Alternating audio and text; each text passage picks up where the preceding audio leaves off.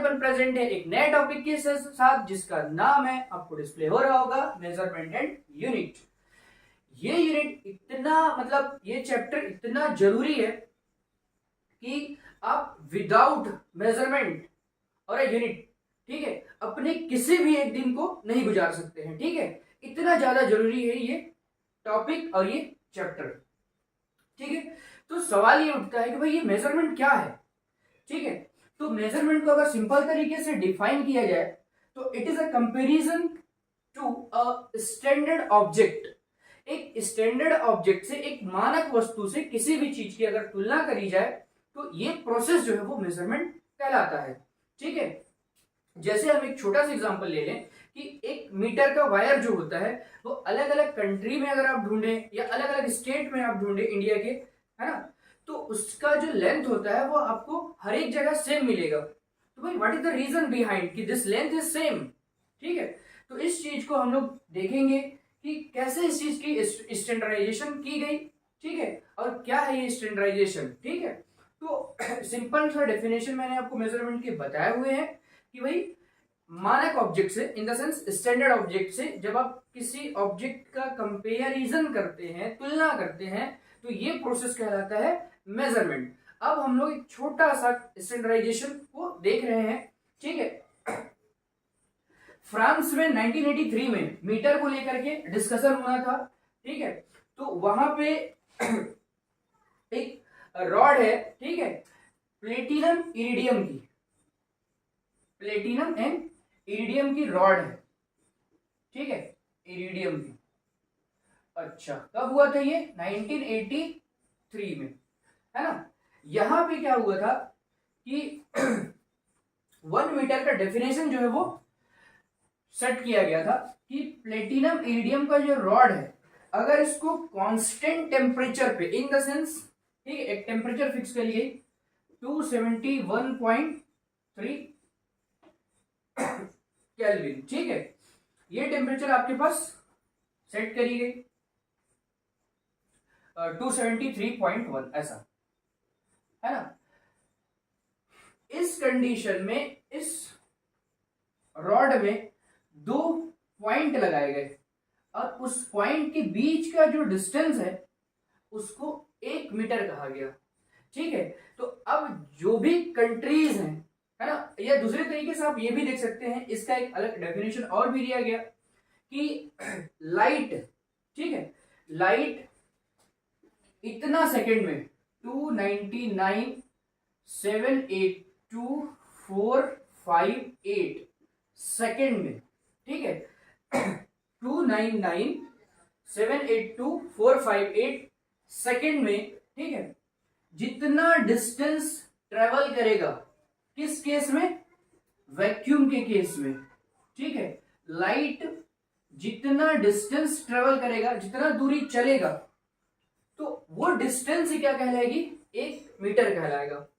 ठीक है, तो अब क्या हुआ कि जब अलग अलग कंट्रीज 1 मीटर को डिजाइन कर रहे हैं, तो वो सभी लोग क्या करते हैं, इस 1 मीटर के स्टैंडर्ड वायर से कंपेयर करके 1 मीटर से रिलेटेड जो भी चीजें उनको डेवलप करनी होती है, बनानी होती है, तो वो इसी से कंपेयर करके डिजाइन करते हैं, बनाते हैं।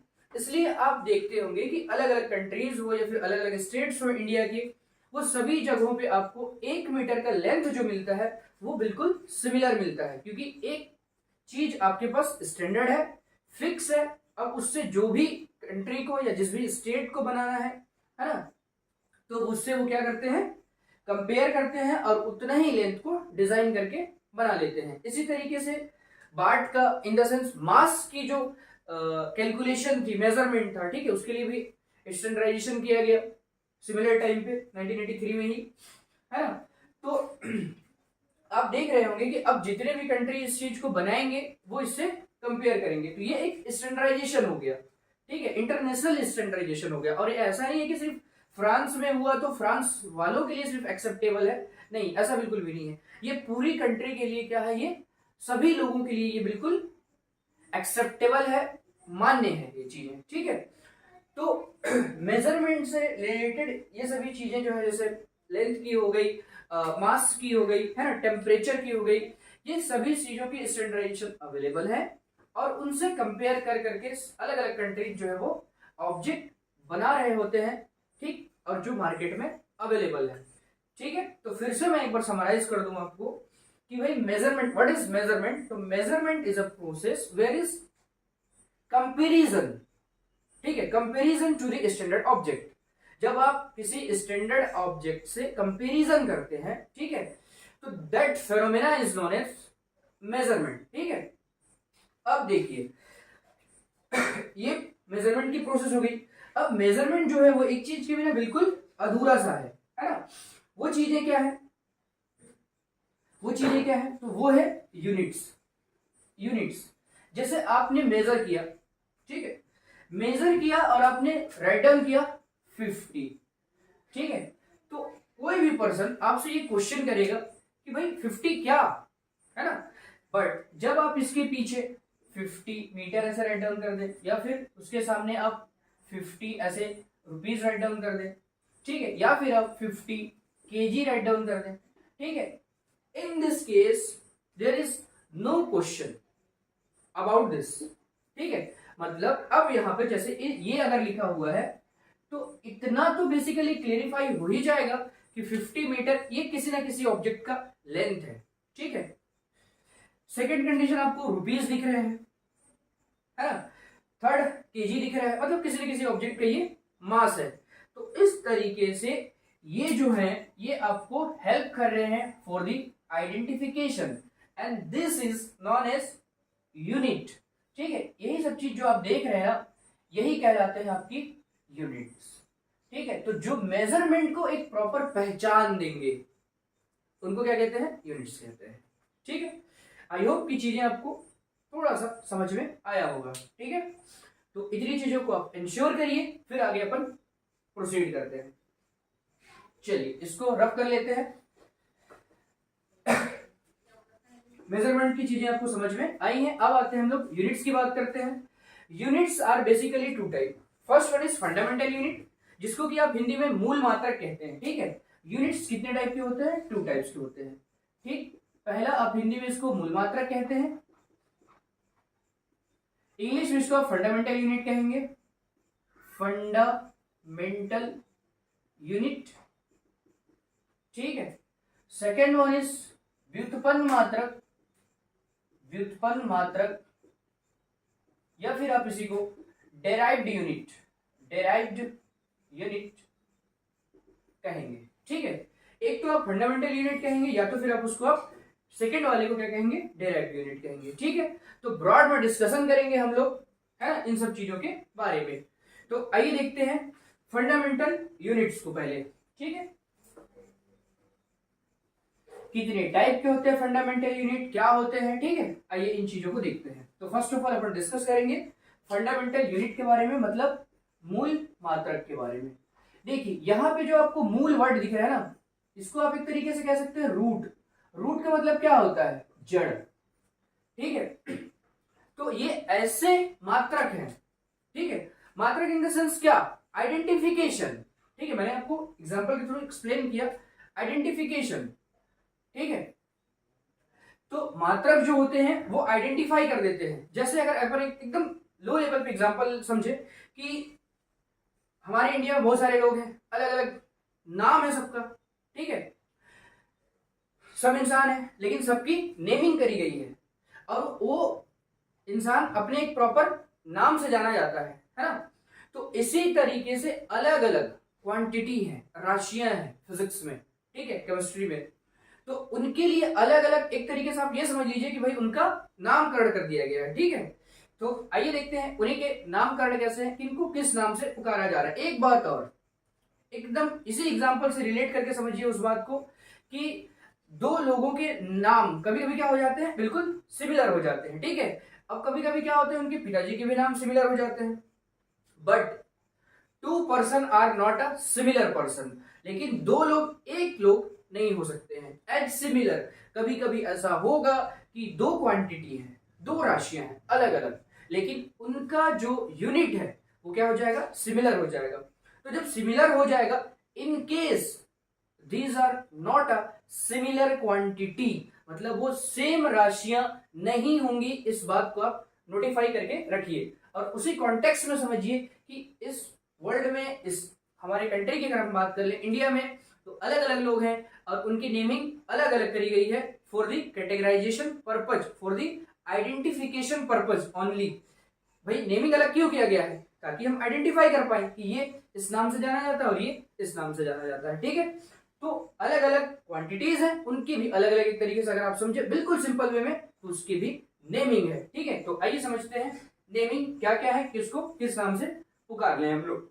ठीक है, एकदम सिंपल तरीके में समझिए। तो देखते हैं, मूल मात्रक की अगर नंबर्स की बात कर ली जाए तो ये 7 होते हैं। टोटल कितने होते हैं इनके नंबर्स? 7 होते हैं। ठीक है, फर्स्ट वन इज द्रव्यमान। ठीक है, मास। मैं कोशिश कर रहा हूं बाइलिंगुअल ले जाने की, है ना। मास, मास को आप किस में मेजर करते हैं? या फिर आप ये कह लीजिए कि भाई मास जहां भी दिखे उसको आप बोलो, उसका नेम आपने रख दिया क्या? केजी। भाई आपका नाम केजी रहेगा। ठीक है, इस तरीके से आप समझिए। ठीक है, पढ़ना मतलब अंडरस्टैंडिंग डेवलप करना। ठीक है, वो हम डेवलप करने की कोशिश करेंगे। सेकंड नंबर पे लेंथ मतलब लंबाई, है ना। लंबाई को आप क्या मेजर करते हैं? मीटर में।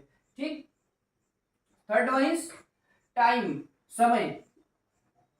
समय, समय को आप किससे मेजर करते हैं? सेकंड से। ठीक है, फोर्थ वन इज ताप, टेम्परेचर। इसको आप किससे मेजर करते हैं? केल्विन से। ठीक है, नाउ फिफ्थ वन इज ज्योति तीव्रता, ल्यूमिनस इंटेंसिटी। ल्यूमिनस इंटेंसिटी, ज्योति तीव्रता, इसको आप कैंडेला से मेजर करते हैं। ठीक है, कैंडेला, कैंडेला, इससे आप मेजर करते हैं। ठीक है, सिक्स वन इज विद्युत धारा, जिसको कि आप एम्पियर में मेजर करते हैं। और सेवन वन इज पदार्थ की मात्रा, पदार्थ की मात्रा, और इसको आप मेजर करते हैं मोल में। ठीक है, तो इस तरीके से ये 7 आपके पर फंडामेंटल यूनिट्स हैं। So please write down this, then we will proceed for the next. Okay, so please write down this.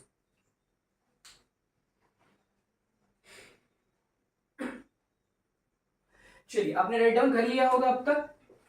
अब देखते हैं, देखिए ये तो आपके फंडामेंटल यूनिट्स थे। अगर कहीं भी कोई भी एग्जाम में है कि what is the number for fundamental units, तो देयर आर 7 फंडामेंटल यूनिट्स। ठीक है, but two units are supplementary units. ठीक है, 2 जो है वो आपके पूरक मात्रक के तरीके से है। पूरक मात्रक, तो भाई वो कौन कौन है? तो बिल्कुल आपको बता रहे हैं हम, वो कौन कौन है। फर्स्ट वन इज एंगल, मतलब कोण, है ना, कोण। इसको आप मेजर करते हैं रेडियन से। ठीक है, और सेकंड वन इज घन कोण, घन कोण, घन कोण, जिसको इंग्लिश में आप लिखेंगे सॉलिड एंगल, सॉलिड एंगल। ठीक है, इसको आप किससे मेजर करेंगे? स्टे रेडियन से, स्टे रेडियन, है ना। तो कोण एंगल को आप रेडियन में मेजर करेंगे, घन कोण जिसको सॉलिड एंगल कहेंगे उसको स्टे रेडियन में मेजर करेंगे। ठीक है, तो देखिए इस चीज को भी हम समझाते हैं कि ये रेडियन में कौन सा एंगल रेडियन में मेजर होगा और कौन सा एंगल स्टे रेडियन में मेजर होगा। ठीक है, तो आइए इस बात को भी समझते हैं। ठीक, देखिए जब आप ट्रायंगल की बात कर रहे होते हैं या फिर पैरेललोग्राम की बात कर रहे होते हैं, ठीक है, एक वर्ड में मैं इंश्योर करूं, जब आप 2D डायग्राम की बात कर रहे होते हैं, वहां पे जो आप एंगल मेजर करेंगे ना, वो एंगल आप मेजर करेंगे रेडियन में। ठीक है, रेडियन, आर यू श्योर? जो 2D फिगर्स होंगे, जो 2D डायग्राम होंगे, ठीक है, उनके जो एंगल्स होंगे उनको आप मेजर करेंगे किसमें? रेडियन में। बट जो 3D होंगे ना, 3D, उसके जो एंगल्स होंगे उसको आप मेजर करेंगे स्टेरेडियन पे, स्टेरेडियन। ठीक है, अभी भी चीजें आपको क्लियर नहीं हुई होंगी। What is 3D, what is 2D? ठीक, तो देखिए 3D, आप लोगों ने फुटबॉल देखा होगा। फुटबॉल, फुटबॉल कैसा दिखता है? लाइक दिस, ऐसा दिखता है। उसको आप अगर ध्यान से देखो ना, तो उसमें ऐसे ऐसे धागा से ऐसे सिलाई किया हुआ रहता है, चौकोर चौकोर सा। ठीक है, ध्यान देंगे अगर आप, तो ये चीजें आपको दिखेंगी वहां पे ऐसा। ठीक है, आई एम श्योर कि आपने फुटबॉल देखा होगा। ठीक, तो इसमें से ना किसी एक सेक्शन को, सपोज दैट इस सेक्शन को आप पिक आउट कर लीजिए, इस सेक्शन को आप पिक आउट करिए, और ये section suppose that this is the section cut out, है ना। सेंटर क्या होगा, इनसाइड में सेंटर होंगे। अब सेंटर में जो ये पोर्शन है ना, ये पोर्शन जो एंगल बनाएगा ना, ठीक है, ये पोर्शन जो एंगल कंस्ट्रक्ट करेगा, so this angle are measured in steradian. Okay, तो 3D में ठीक है, जो एंगल मेजर्ड होगा इनसाइड द सेंटर, ठीक है, इस तरीके के आप एंगल को मेजर करेंगे स्टेरेडियन में। ठीक है, आई होप ये चीजें आपको समझ में आई होंगी। तो ये हो गए आपके दो पूरक मात्रक थे, एक कोण और एक घन कोण। ठीक है, उन चीजों को आपको मैंने एक्सप्लेन करी। ठीक है, अब इनके अलावा 7 तो फंडामेंटल यूनिट्स हो गए, 2 सप्लीमेंट्री यूनिट्स हो गए, मतलब पूरक मात्रक हो गए। इसके अलावा जितने भी यूनिट्स आप पढ़ेंगे, ठीक है, इनको छोड़ करके, इन 9 को, 7 फंडामेंटल, 2 सप्लीमेंट्री, इनको छोड़ करके जितना भी आप स्टडी करेंगे थ्रू आउट, जितने भी यूनिट्स होंगे सब व्युत्पन्न मात्रक in the sense derived unit के पार्ट होंगे। ठीक, तो आइए देखते हैं अब हम डेराइव्ड यूनिट को। ठीक है, तो देखिए क्या होते हैं डेराइव्ड यूनिट, है ना। फंडामेंटल यूनिट्स को मैं फिर से एक बार थोड़ा सा बता दूं कि फंडामेंटल जो यूनिट्स होते हैं ना, वो एकदम इंडिपेंडेंट होते हैं, उसको किसी से मतलब ही नहीं होता है। ठीक है, it is totally free from other, दूसरे से उसको कोई मतलब नहीं है ना। ये अपने आप में कैपेबल होते हैं, इनको बनने के लिए किसी दूसरे की जरूरत नहीं होती है। लेकिन वहीं पे दूसरी जो यूनिट है आपके पास डेराइव्ड यूनिट मतलब व्युत्पन्न मात्रक। तो आप देख पा रहे होंगे कि इसका नाम ही क्या है भाई, व्युत्पन्न मात्रक, in the sense to deduce, ठीक है, टू प्रोड्यूस। ठीक है, मतलब किसी न किसी चीज से ये क्या हुआ है, पैदा हुआ है, डेवलप हुआ है। ठीक है, so that is known as derived मात्रक या फिर व्युत्पन्न मात्रक। ठीक, तो आइए समझते हैं कौन कौन है व्युत्पन्न मात्रक। तो बिल्कुल स्लोली अपन इंक्रीज करेंगे और अपने पिकअप पॉइंट तक पहुंचेंगे। अभी हम यूनिट्स को देखेंगे, देन आफ्टर अपन कन्वर्जन के बहुत सारे क्वेश्चन बाय सीक्वेंस करते चलेंगे। ठीक है, तो बने रहिए हमारे साथ। आइए देखते हैं व्युत्पन्न मात्रक को। पहला एरिया, क्षेत्रफल।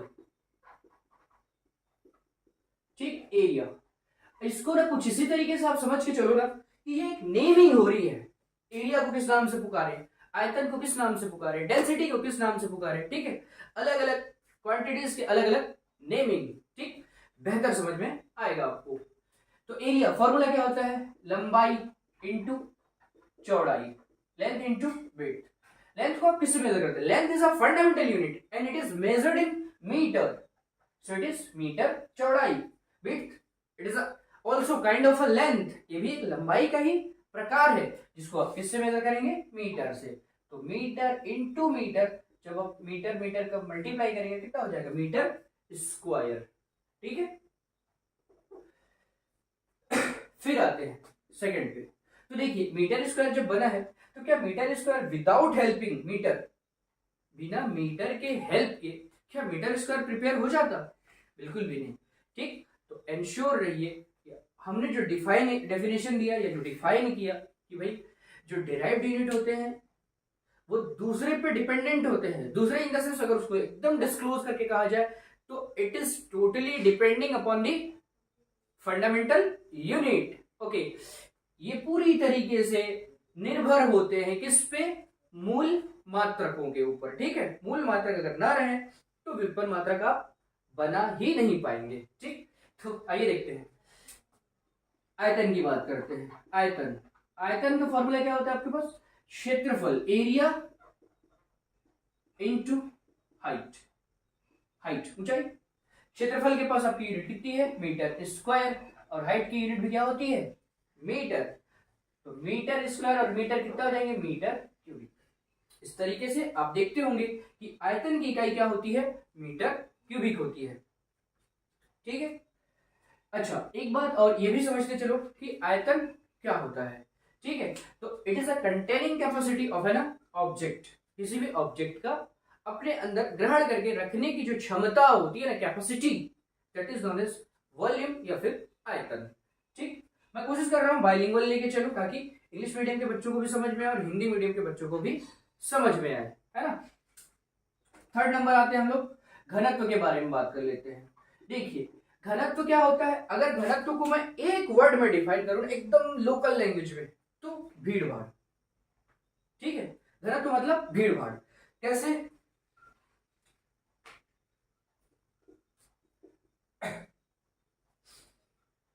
ये होता है द्रव्यमान। द्रव्यमान मतलब मास अपॉन वॉल्यूम, आयतन। ठीक है, द्रव्यमान क्या है, आपका फंडामेंटल यूनिट है। उसको आप किससे मेजर करते हैं, केजी से मेजर करते हैं। आयतन को आप किससे मेजर करते हैं, मीटर क्यूबिक से मेजर करते हैं। तो भाई आप देख लो, डेंसिटी की यूनिट क्या हो गई, घनत्व की यूनिट क्या हो गई, केजी पर मीटर क्यूबिक। तो घनत्व का नाम क्या हो गया, केजी पर मीटर क्यूबिक, है ना। तो एक तरीके से आप ये लेके चलो कि पंडित जी बैठे हैं और जितने भी बच्चे जनरेट हो रहे हैं, प्रोड्यूस हो रहे हैं, उन सबके नामकरण पंडित जी कर रहे हैं कंसिस्टेंटली, है ना।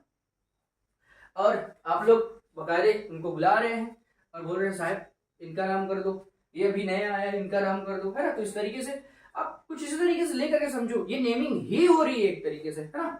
तो अब कौन नया आ रहा है, जैसे मैंने कहा था कि डेंसिटी का मतलब क्या होता है, भीड़ भाड़ होता है ना। एक छोटा सा कमरा है, उसमें 5 लोग बैठे हो तो उसमें डेंसिटी कम है। अगर उतने ही कमरा के साइज है, फिर उसमें 50 लोग 25 लोग एंट्री कर जाए, अब क्या हो जाएगी, लोग पास पास हो जाएंगे। अभी क्या थे, दूर दूर बैठे हुए थे, जब ज्यादा लोग हो जाएंगे तो क्या हो जाएंगे, लोग पास पास बैठेंगे, मतलब डेंस हो जाएगा। ठीक है, वो क्या कहना चाहिए उस चीज को, घनत्व तो उसका क्या हो जाएगा, बढ़ जाएगा, इंक्रीज कर जाएगा। ठीक है, डेंसिटी उसकी इंक्रीज हो जाएगी। ठीक है, तो सिंपल लैंग्वेज में आप समझिए घनत्व को क्या, डेंसिटी, है ना, भीड़ भाड़। फोर्थ नंबर पे आ जाते हैं अपन, स्पीड, गति। गति, गति इज इक्वल टू क्या होता है, गति इज इक्वल टू होता है, आपने इसको पढ़ा ही होगा, दूरी बटे समय। दूरी को आप किससे मेजर करते हैं, दूरी को आप मीटर से मेजर करते हैं, समय को सेकंड से मेजर करते हैं। ठीक है, अब इसी के साथ आप एक देखिए और, फिफ्थ नंबर पे वेग, है ना। इसका होता है विस्थापन अपॉन में समय। विस्थापन भी it is a kind of a distance, ये भी एक प्रकार का क्या है, दूरी है ना। लेकिन इन दूरी और विस्थापन के बीच में बहुत बड़ा डिफरेंस है। ठीक है, मैं नेक्स्ट में बताऊंगा आपको इन चीजों के बारे में। विस्थापन को भी आप मीटर में मेजर करेंगे और टाइम को सेकंड में मेजर करेंगे। आप यहाँ पे देख रहे हैं, मैं स्टार्टिंग में जब वीडियो में स्टार्ट कर रहा था तो मैंने आपको बताया था कि 2 पर्सन्स के नेमिंग सेम हो सकते हैं। आप देख लीजिए 2 पर्सन के नेम सेम है यहाँ पे, अगर एक तरीके से देखा जाए तो ये भी मीटर पर सेकंड में मेजर हो रहे हैं, ये भी मीटर पर सेकंड में मेजर हो रहे हैं, बट दोनों सेम नहीं हो सकते। ठीक है, नाम सेम हो सकता है, यूनिट सेम हो सकता है, लेकिन दोनों क्वांटिटी सेम नहीं हो सकते हैं। इस बात को आप इंश्योर करके रखिए, बिल्कुल माइंड में फिट करके रखिए। ठीक है, इन चीजों के बारे में ब्रॉड में डिस्कशन करेंगे अपन, है ना। तो आज वीडियो काफी बड़ी हो जाएगी, इसलिए अपन यहीं पे रोक रहे हैं। ठीक है, पढ़ते रहिए और अपने कॉन्सेप्ट को एकदम स्ट्रांग बनाइए। ठीक है, आज कुछ मैं एग्जाम पॉइंट ऑफ व्यू से, जैसे कॉम्पिटिटिव एग्जाम के पॉइंट ऑफ व्यू से मैंने बताया कि जैसे अगर सपोज देखा जाए कि भाई कब लेंथ के डेफिनेशन को फिक्स किया गया, तो जस्ट 1983। ठीक है, कहाँ पे फिक्स किया गया, तो फ्रांस में फिक्स किया गया। तो कुछ इस तरीके का आपको एक्स्ट्रा नॉलेज भी मैंने देने की कोशिश करी है। ठीक है, तो आप कंसिस्टेंटली पढ़ाई करते रहिए। ठीक, थैंक यू।